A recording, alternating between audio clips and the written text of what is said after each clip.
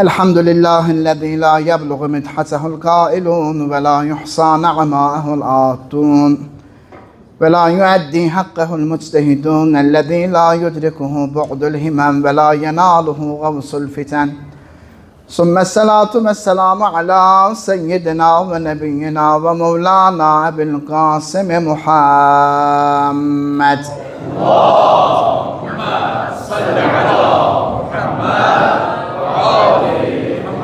وعلى أهل بيته الطيبين الطاهرين المعصومين المنتجبين المنتخبين ولعنة الله على أعدائهم أجمعين من الآن إلى قيام يوم الدين.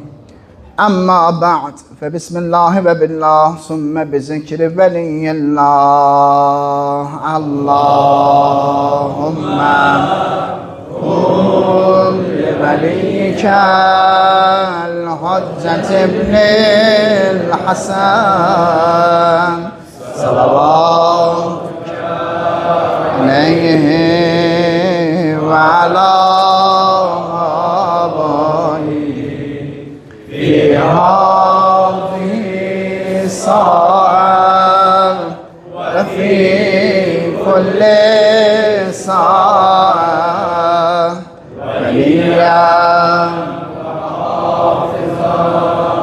وقائلا وناصرا ودليلا وعينا حتى تسكنه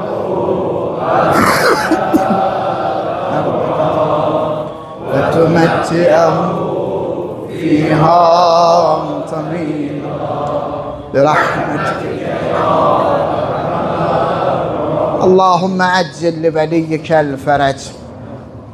İmam Muhammed Baqir Aleyhissalatu Vesselam'ın şehadeti ile alakadar başta serveri alem Hazreti Bəqiyyətullah Əzəm İmam Mehdi Əcəlallahu Teala Fərəcəhu Şərifə başsağlığı ərz edirik və saniyen bütün müminlərə, şiyelərə başsağlığı ərz edirik. Allah Təbarəkə və Teala bizi İmam Muhammed Baqir Aleyhissalatu Vesselam'dan, onun məarifindən, elmindən kənara salmasın. Dünya və axirət o məktəbin, o mədrəsənin faydalı xidmətçilərindən, elm tələb edənlərindən qərar versin inşallah Teala. İmam Muhammed Baqir Aleyhissalatu Vesselam zöhd, təqva və fəzilətdə Bəni Haşim şəxsiyyətlərinin və bütün insanların sərvəri idi. Onun böyük elmi, əxlaqı, təqvası və digər keyfiyyətləri dostu da, düşməni də özünə cəlb eləmişdi. Onun mübarək dilindən çoxlu şəriət hökmləri, Quran təfsiri, İslam tarixi və başqa mövzular barədə saysız hədislər, rəvayətlər nəql olunub ki, ta günümüzə qədər onlar gəlib çatıblar. Dövrün böyük elmi şəxsiyyətləri, o dövrə qədər sağ qalan sahabələr, tabeinlər onun elmindən və mənəviyyatından yüksək səviyyədə bəhrələnirdilər. Əhl-i sünnətin böyük alimləri, Təbəri, Bəlazəri, Səlami, Xətib Bağdadi, Əbu Nəim İsfahani, Əbu Davud, Əbu Hənifə, ondan sonra Mərvəzi, Zəməxşəri və başqa alimlər kitablarında İmam Muhammed Baqir Aleyhissalatu Vesselam'dan kəlamlar qeyd ediblər. İbn Həcər Heytəmi Əs-Səvaiqul Muhriqə cild demək səhifə 201-də yazır. Muhammed Baqir Aleyhissalatu Vesselam o qədər gizli elm xəzinələrini üzə çıxarıb, şəri hökmlərin və hikmətlərin həqiqətlərini, eləcə də elmin incəliklərini bəyan etmişdi ki, bunu yalnız bəsirət sahibi olmayanlar və ya bol bəd əməl sahibləri dana bilər. Elə buna görə onu Baqirul Ulum, yəni elmləri yaran və elm bayraqdarı adlandırıblar. Dəyərli möminlər, möhtərəm eşidənlər, İmam Muhammed Baqir Aleyhissalatu Vesselam 5 Əməvi xəlifəsinin dövründə yaşayıb. Birinci Vəlid ibn Əbdülməlikdir, ondan sonra Süleyman ibn Əbdülməlikdir. Üçüncü Ömər ibn Əbdüləzizdir, dördüncü Yezid ibn Əbdülməlikdir, beşinci Hişam ibn Əbdülməlik lənətullahi əleyhi məcməindir. Demək, bu xəlifələrin arasında daha insaflısı və daha ədalətlisi Ömər İbni Əbdüləziz olub, dəyərli möminlər. Demək, elə bir vaxtda hakimiyyətə gəlib ki, artıq xalq Bəni Uməyyə xəlifələrinə şiddətli nifrət bəsləyirdilər. Yəni, onun hakimiyyətə gəldiyi dövrdə. Bəni Uməyyənin bütün xəlifələrinə cəmaat nifrət bəsləyirdilər. Həqiqət budur ki, Ömər İbni Əbdüləziz Əhl-i Beyt əleyhimussalama və şiyyələrə qarşı bir sıra müsbət addımlar atıb Ömər İbni Əbdüləziz. Muaviyyənin əmri ilə 80 ilə yaxın müddət minbərlərdə Həzrəti İmam Əli əleyhissalatu vəssalama lənət oxuyurdular ki, bu sizə məlumdur. Bu qadağanı, yəni bunu aradan qaldıran Ömər İbni Əbdüləziz olub. Xilafətə yetişəndən sonra bu qanunu ləğv eləyir və bu işə qadağa qoyub Ömər İbn Əbdüləziz. İbn Əsir Əl-Cəzəri Əl-Kamilu Fit-Tarix cild 5 səhifə 42-də yazır ki, Ömər İbn Əbdüləzizin atası Mədinə şəhərinə vali təyin edilmişdi. O həmişəki kimi cümə namazının xütbələrində Həzrət Əli əleyhissalatu vesselamın lənətləyir və xütbəni onu lənətləməklə qurtarırdı. Əvvəlində də, axırında da ağaya nə edirdi? Lənət oxuyurdu. Bir gün bu Ömər İbn Əbdüləziz, yəni oğlu ona deyir ki, ata, sən cümə xütbələrini söyləyərkən bütün məsələləri fəsahət və bəlağətlə bəyan edirsən. Ancaq elə ki, növbə yetişir Əli İbn Əbu Talibi lənətləməyə, sənin dilin dodağın tutulur, səsin titriyir, yəni dilin dolaşır. Bunun səbəbi nədir? Atası deyir ki, oğlum, sən bunu hiss eləmsən ki, yəni mən ona lənət eləməyə çatanda dilim dolaşır, bunu hiss eləmsən? Ömər deyir, bəli, ata. Deyir, oğlum, əgər bizim ətrafımıza yığışıb minbərimizin altında oturan cəmaat mənim Əlinin fəzilətləri barədə bildiklərimi bilsələr, bizim ətrafımızdan dağılışıb Əli övladlarının ardıca gedərlər. Ömər atasının bu etirafını eşidəndən sonra özünə söz verir ki, əgər bir gün hakimiyyətə gəlsə, bu bidəti aradan qaldıracaq. Özünə söz verir ki, mən hakimiyyətə gəlsəm, bu bidəti aradan qaldıracağım. Eyni zamanda deyirlər, müəlliminin də təsiri olub bu məsələdə. Xülasə, xilafətə yetişəndən sonra ikinci addım ki, hədisini birazdan oxuyacağım. Xanım Zəhra salamullahi əleyhanın haqqı olan fədək bağlarını İmam Muhammed Baqir əleyhissalatu vəssalama geri qaytarıb. Yəni, ikinci addımı, yəni müsbət addımlarından ikincisi bu olub. Və üçüncü mühüm addım isə hədislərin yazılmasına qoyulan qadağanı aradan qaldırıb. Ki, hədislər qadağası var idi. Bu qərar çox mühüm bir dənə qərar idi və İmam Muhammed Baqir əleyhissalatu vəssalam bundan çox yüksək şəkildə istifadə edir bu qərardan sonra. Diqqətli olaq, İmam əleyhissalamın tələbələri yüksək elmi məqamlara sahib idi və artıq kitablar yazmağa başladılar bu qadağa qalxandan sonra, dəyərli möminlər. Təkcə Cabir Cövfi artıq bu 3 ilin içində 8 ədəd kitab yazdı. 8 ədəd kitab yazdı. Hansı ki, hədislərdən ibarət idi, məcmuəsi əsas hədislər idi. Demək, Həzrəti Peyğəmbər sallallahu aleyhi və alihi və səlləmin şəhadətindən sonra atılan çox səhv addımlardan biri hədis toplamağın, hədis deməyin və yazmağın xəlifə tərəfindən qadağan edilməsi oldu. Bu qadağa özü İslam aləmində acı nəticələrə səbəb oldu. Zəhəbi Təzkilətül Huffaz cild 1 səhifə 3-də yazır. Birinci xəlifə dedi, Rəsulullahdan heç nə söyləməyin. Qulaq asırsınız, bir dənə salavat deyə Peyğəmbərə. Allahümmə səllə əla. Demək, Zəhəbi qeyd edir, harada Təzkilətül Huffaz cild 1 səhifə 3-dəki birinci xəlifə dedi, Rəsulullahdan heç nə söyləməyin. Əgər kimsə sizdən hər hansı bir məsələ barədə sual versə, ona deyin ki, Allahın kitabı bizim və sizin aramızdadır. Onun halalını halal, haramını haram sayın. Yəni, Qur'anla cavab verin, Qur'anla hökm verin. Yenə Zəhəbi Peyğəmbər sahabəsi Qərzə İbn Kəbdən nəql edir. Deyir, ikinci xəlifə bizi İraqa yollayanda bir qədər bizimlə yol getdi və dedi, heç bilirsiniz ki, ya, sizi niyə ötürürəm? Deyir, biz dedik ki, yəqin, bizim Peyğəmbər sahabəsi olduğumuza görə bizi ötürürsünüz də, bu qədər özünüzü zəhmətə salırsınız. Deyir, dedi ki, o öz yerində. Lakin Bu hərəkətimin müqabilində, bu əməlimin müqabilində ki, sizi ötürürəm, sizdən istəyirəm ki, getdiyiniz yer ki var, oranın cəmaatı özünü Qurana həsr edib, Quranla məşğuldurlar. Gedib onları hədislərlə yormayın, hədislərlə onları məşğul eləməyin. Qurandan ayrı salmayın, cəmaat üçün təkcə Quran oxuyun. Demək, Təskilətül Huffaz, cild 1, səhifə 7. Təsəvvür edin, bu qadağanın nəticəsində Peyğəmbərin hədisləri yalnız yaddaşlarda yaşadı, dəyərli möminlər. Yeni nəsillər bu böyük maarifdən uzun müddət məhrum qaldılar. Yəni hədis deməkdən, hədis eşitməkdən, hədis danışmaqdan, üstündən illər keçdikdən sonra ümumiyyətlə yeni nəsil heç Peyğəmbər sallallahu aleyhi və səlləmin kəlamlarından xəbəri yox idi. Və kim nə deyirdi? Deyirdilər ki, yəqin bu Peyğəmbərin sünnəsidir. Başa düşdünüz? Yəni kim deyirdi, məsələn, namazı belə qılmaq lazımdır? Deyirmiş, yəqin bu Peyğəmbər də belə qılıb, bu Peyğəmbər sünnəsidir. Beləsinə davam elədi. Bu qadağa dini maarifçiliyə, müsəlmanların dünya görüşünə əvəzi olmayan bir dənə ziyan vurdu. Çünki 89 il müddətdə Peyğəmbərin hədisləri yazılmadı. Hətta deməsinə də icazə yox idi və indi gizlin deyilirdi də. Dildən dilə, eldən elə gəzib yaşamadı Peyğəmbər sallallahu aleyhi və səlləmin kəlamları. Zaman bu qadağanın fəsadları da ortalığa çıxdı cəmaat. Muzdur ravilər, saxta hədislər uydurdular.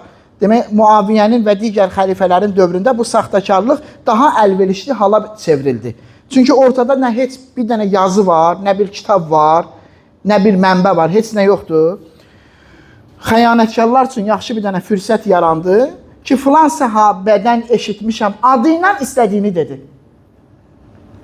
Bu saxtakarlar filan səhabədən eşitmişəm, ya filan ölmüş səhabədən belə eşitdim ki, Peyğəmbər belə dedi, uydurma hədisləri doldurdular.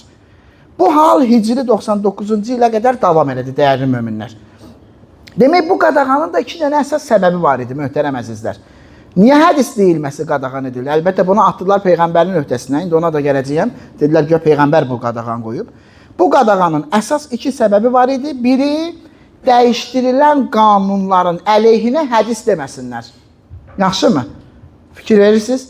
O qanunlar ki, bunlar dəyişirdilər, namaz, başqa şeylər, oruc, həcc məsələləri və s. xumus məsələləri. Bu qaydaları ki, onlar dəyişirdilər, onun əleyhinə hədis deməsinlər. Deməsinlər, sən ki, deyirsən, bunu belə eləmək lazımdır, amma Peyğəmbər belə demişdi. Bu bir. İkinci səbəbi Peyğəmbərdən sallallahu aleyhi və səlləmlə əhl-i beyt barədə olan hədislər deyilməsin, danışılmasın. Onların fəzilətləri, məqamları, vəzifələri haqqında olan hədislər, rəvayətlər cəmaata deyilməsin, çatdırılmasın. Zamanla bu öz işin görəcəkdi. Belə deyək də, elə bir iş görürdü ki, tələbələri qundaqdaydı, hələ yetişəcəkdilər. Onların dövrünə çatanda artıq həll olacaqdı məsələ. Demək, Salih ibn Abdullah Əl-Xətib Əs-Sünnətü Qəblət Tədvin səhifə 329-da yazır. Ömər ibn Əbdüləziz alimlərə yazılı surətdə belə müraciət elədi. Peyğəmbərin hədislərini toplayıb yazın. Çünki mən bundan qorxuram ki, alimlər və hədis əhli dünyadan getsin, nəticədə elm çırağı sönsün. Həmçinin Buxari də bunu cild 2 səhifə 6-da bu hadisəni qeyd edir ki, Ömər ibn Əbdüləziz artıq azad buraxdı ki, hədislər yazılıb toplanmağa başlasın. İndi baxın, dəyərli möminlər, bu doğru addım idi. Ömər ibn Əbdüləziz tərəfindən atılmış bu addım doğru addım idi. Lakin bu iş başlayanda da 2 dənə çətinlik üz verdi. Birinci bu idi ki, hədis qadağası dövründə müəyyən məqsədlər üçün uydurulan hədislər də yazıldı. O hədisləri ki, uydurmuşdular, o hədislər də yazılmağa başladı. Muaviyyə, məsələn, Əbu Hüreyrənin əlinə nə qədər hədislər yazdırmışlar xəlifələrin şəninə. Onlar da yazıldı. Gülməli hədislər var idi, məsələn, o başqa hədislərdə mən danışmışam da, onların fəzilətləri haqqında nə qədər. Məsələn, Peyğəmbər hər dəfə narahat olurdu ki, Cəbrail gec gəlir. Getdi Öməri, məsələn, Peyğəmbər eləməyə. Bu cür hədislər, onun dövründə bunlar uyduruldular. Ya məsələn, günəş Kəbənin üstündən keçəndə həmişə dayanırdı. Sonra Ayşə deyirdi ki, sənə ad verəm, səndə yazılan ada keç, o da keçərmiş. Soruşarmışlar, nə yazdım orada? Deyirdi, atamın adı yazdı. Bunlar Muaviyyənin dövründə uydurulmuş hədislər idi dəyərli. Çox uzun bir hədisdir. İmam Cavad əleyhissalamın mövludunda qulluğuza bunları çatdırmışdım. Hamısını başdan ayağa oxumuşdum. Demək, həmən o saxta hədislər, uydurulma hədislər də yazılmağa başladı. Onları da yazdılar kitablara. Bir bu, ikinci çətinlik, ikinci problem buydu ki, xilafətə sadiq olan ravilər Əhl-i Beytin xeyrinə olan hədisləri yazmadılar. Məsələ buydu. Çox təəssüflər olsun ki, bəzi ravilər dedilər ki, hədis qadağasını Peyğəmbər sallallahu aleyhi və səlləm özü qoyub. Lakin tarixi faktlar bunu göstərir ki, bu boş iddiadan başqa bir şey deyil. Niyə? Birincisi, Peyğəmbərin ən yaxın sirdaşı və ən əzəmətli sahabəsi Əli ibn Əbu Talib əleyhissalatu vəssalam Peyğəmbərdən saysız hədislər yazıb. Çoxlu hədislər yazıb. Evdə, gizli, ya necərsə, yanında və s. yazıb. Yəni qadağalar dövründə Əli əleyhissalam, onun bəzi şiyyələri və bəzi sahabələr qadağaya baxmayaraq yazırdılar. Evdə və ya gizli saxlayırdılar. Həzrət Əli əleyhissalam Peyğəmbərdən çoxlu hədislər yazmışdı və o hədislər gəlib Əhl-i Beytə irsdən yetişmişdi. Əgər Peyğəmbər hədis yazmağı qadağan eləsəydi, Əli əleyhissalam əsla ona qarşı çıxmazdı və hədis yazmazdı heç vaxt. Bu bir. İkincisi, Peyğəmbərin dövründə bir çox mövzularda Həzrəti Peyğəmbərin kəlamları yazılıb qeyd olunub. Bir çox mövzularda, şəriət məsələlərində, əqidəvi mövzularda, əxlaqi məsələlərdə, ictimai mövzularda, siyasi məsələlərdə, dövlətlər arasında olan məsələlərdə, sülhlə əlaqədar mövzularda Peyğəmbərin dövründə Peyğəmbərin kəlamları bir-bir qeyd olunub, yazılıb. Hədisçilər və tarixçilər həmin o mətinləri mötəbər sənədləri ilə öz kitablarında qeyd ediblər. Tarixçilər bu xüsusda 216 ədəd əlyazma onların kitablarında qeyd olunub, yığıb saxlayıblar. 216 əlyazma, Peyğəmbər zamanında Peyğəmbərin kəlamlarıdır. Yaxşı, indi Peyğəmbər bir tərəfdən deyir ki, mənim hədislərim yazılmasın, digər tərəfdə ön gözünün qabağında onun kəlamları yazılır, qeyd olunur, saxlanılır. Yanlış olur. İndi bu, yəni yalandan başqa bir şey deyil. Peyğəmbərin vəfatından sonra Həzrət Əli əleyhissalam Peyğəmbərin kəlamlarını yazmağa davam edib, həmçinin bəzi sahabələr də bu işi davam ediblər. Demək, gizli şəkildə olsa da şiyyələr Peyğəmbər maarifindən kənara düşməyiblər. Şiyyələr ancaq. Yəni şiyyələr Peyğəmbər maarifindən kənara düşməyiblər. Peyğəmbər hədisi diktə eləyərdi, Əli əleyhissalam da yazardı. Həmən o yaranan hədislər məcmuəsi kitab şəklində bir imamdan digər imama gəlib keçirdi, irs qalırdı. Demək, bir hədisdə qeyd olunur, Əşşiyyə və Fununul İslam səhifə 65-də yazır, bir gün Həkəm İbni Uteybə İmam Baqir əleyhissalamla bir məsələ barədə mübahisə eləyir. İmam Baqir əleyhissalam mübahisəli məsələyə aid olan hədisi həmin kitabdan ona göstərir və buyurur ki, bu Əli əleyhissalamın xəttidir və Peyğəmbərin diktəsidir. Həmən hədisi göstərir ki, Peyğəmbər sallallahu aleyhi və səlləm diktə eləyib, Həzrəti Əli əleyhissalatu vəssalam da özü yazıb. Bir dənə salavat deyin, yuxuz qaçsın. Allahümmə salli ala İndi bir dənə incə və dəqiq məqama diqqət eləyin. Bilirik ki, İmam Muhammed Baqir əleyhissalatu vəssalam elmi mədəni inqilabın, hansı ki, gələcəkdə oğlu İmam Cəfər Sadiq əleyhissalatu vəssalamın quracağı elm məbədinin ilk təməlin qoyan şəxsdir də İmam Muhammed Baqir əleyhissalam. Qeybi bilən imamdır və təsadüfən müxtəlif sahələrdə böyük alimlər yetişdirməmişdir. Düzdürmü? Elə ki, Ömər ibn Əbdüləziz hədis yazmağı və toplamağı azad buraxır, İmam əleyhissalamın tələbələri minlərlə hədisi əzbər bilirdilər. Minlərlə hədisi əzbər bilirdilər və onların hamısını bir-bir yazmağa başlayırlar. Kitab məcmuələrini düzəldirlər. Muhammed ibn Müslim keçən məclisdə də dedim, deyir ki, qarşıma çıxan hər məsələ barədə İmam Baqir əleyhissalama sual verirdim və cavab alırdım. Belə ki, 30 min hədis İmam Muhammed Baqir əleyhissalamla əzbərləmişdim. 16 min hədisi də İmam Cəfər Sadiq əleyhissalatu vəssalamla. Və bunları köçürdülər, kitab halına saldılar. Bir dənə kitab yazır, adını qoyur, Ərbəəmiyə məsələtin, 400 məsələ. Ki, onun içində məsələlərin hədislərini də əlavə qeyd edir. 400 hədis yox, 400 məsələ. Və ona dair olan hədislərin də hamısını həmən kitaba yığır. İmam əleyhissalam, demək, elə dahi şəxsiyyətlər yetişdirir ki, qulaq asırsan, telefona baxan. Zürarə İbni Əyən, Əbu Bəsir, Bureyd ibn Muaviyyə Əcəli, Cabir ibn Yezid Cufi, Həmran ibn Əyən, Hişam ibn Salim və s. İmam Muhammed Baqir əleyhissalatu vesselamın tələbələri də əzəmətli kişilərdir. Sinəsində yatan xəzinələri İmam Muhammed Baqir əleyhissalatu vesselam açır bu dahi şəxsiyyətlərə.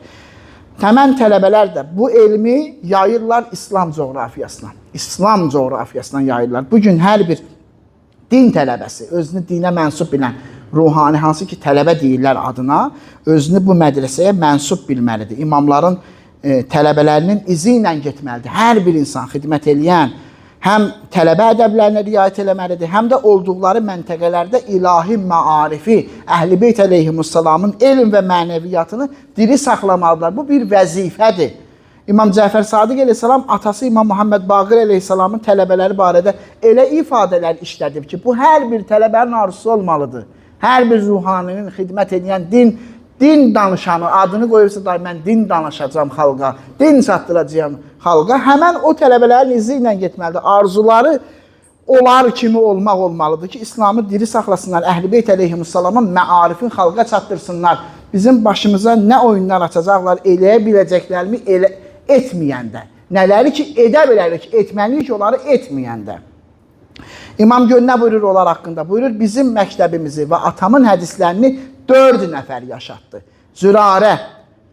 Gör, necə bir kəlam, kim arzu eləməz? Hansı tələbə, hansı ruhani, hansı şiyyə arzu eləməz belə bir dənə söz onun da ünvanına yapışaydı. O söz onun sinəsində medal olaydı. Buyurur, bizim məktəbimizi və atamın hədislərini 4 nəfər yaşatdı. Zürarə, Əbu Bəsir, Muhammed ibn Müslim və Bureyd ibn Muaviyyə Əcəli. Əgər bu şəxslər olmasaydı, sözə baxı, əgər bu şəxslər olmasaydı, kimsə dini təlimlərdən və Peyğəmbər məktəbindən bəhrələnə bilməyəcəkdi. Bu 4 şəxs olmasaydı.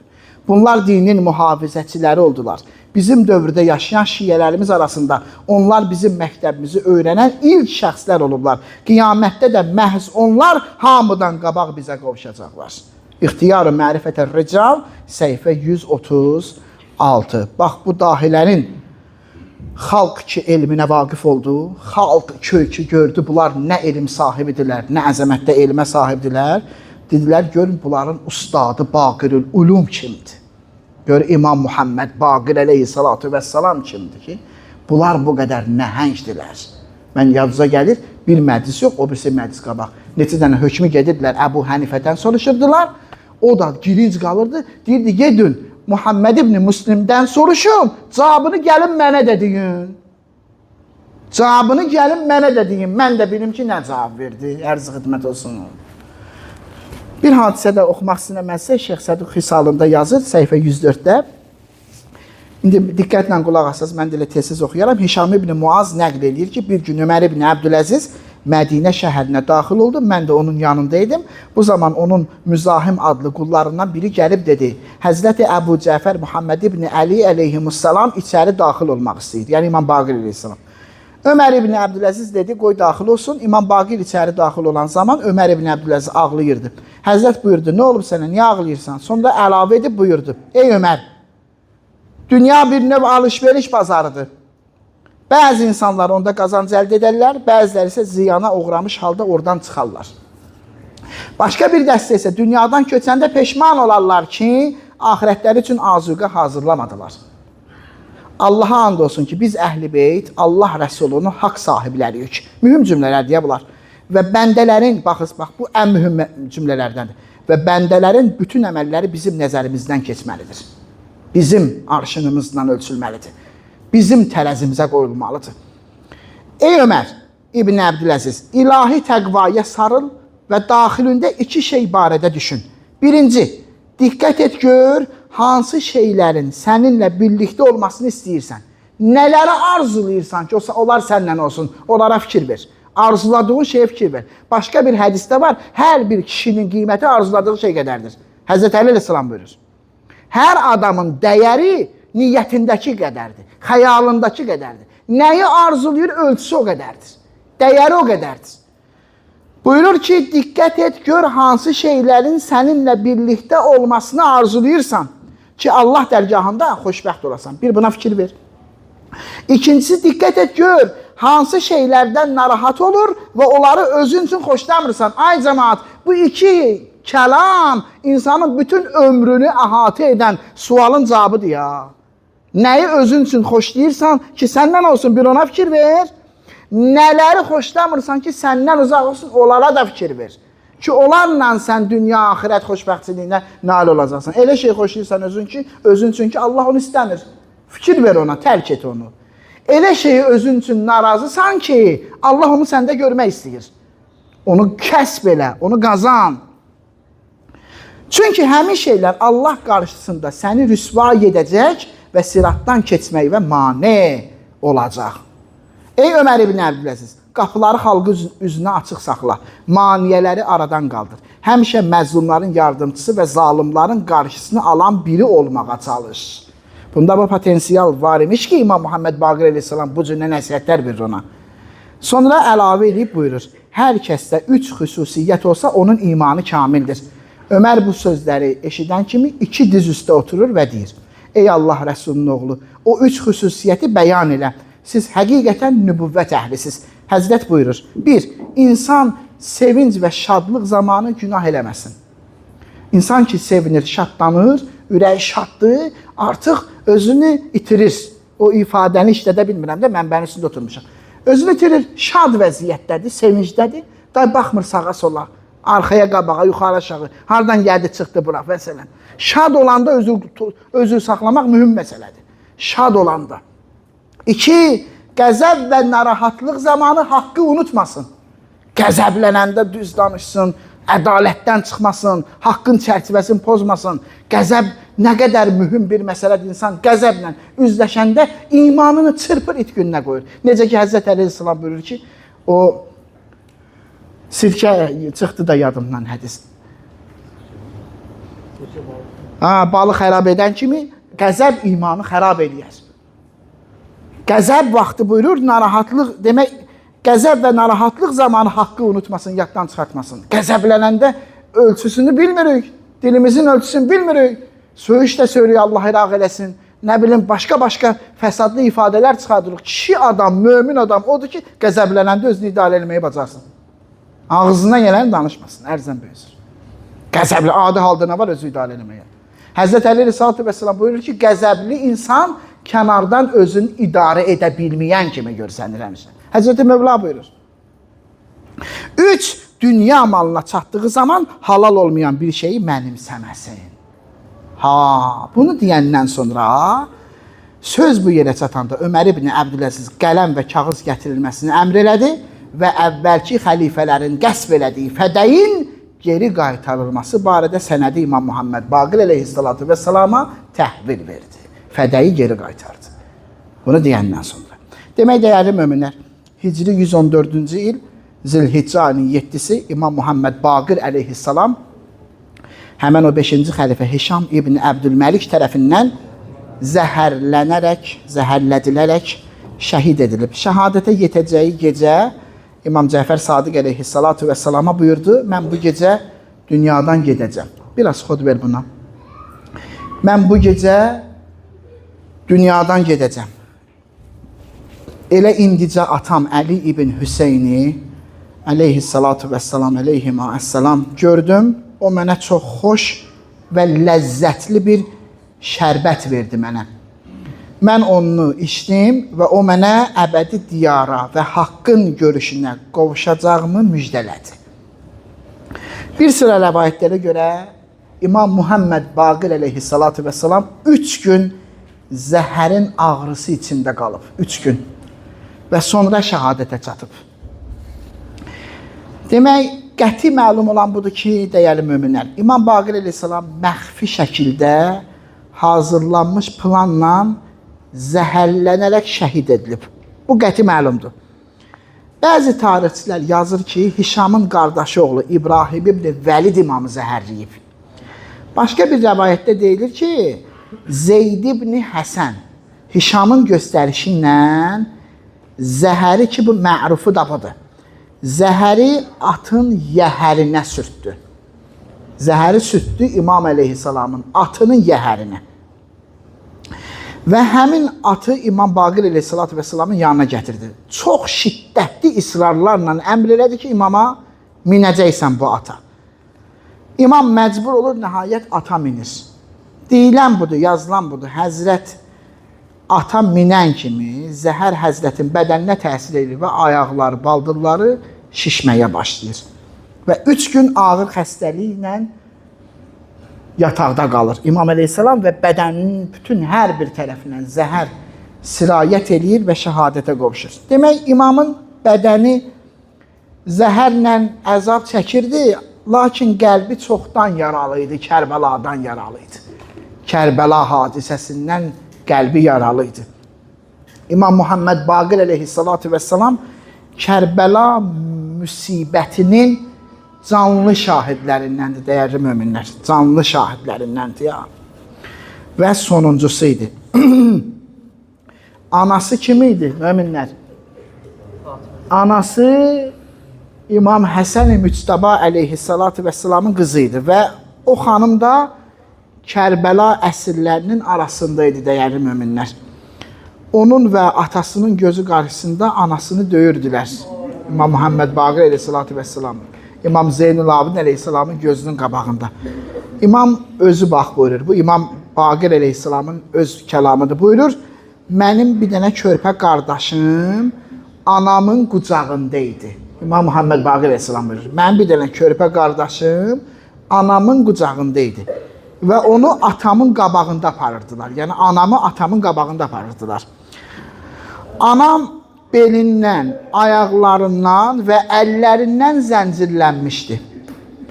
Anam bilmirdi, başındakı çərşabı saxlasın, yaxud qucağındakı körpəni.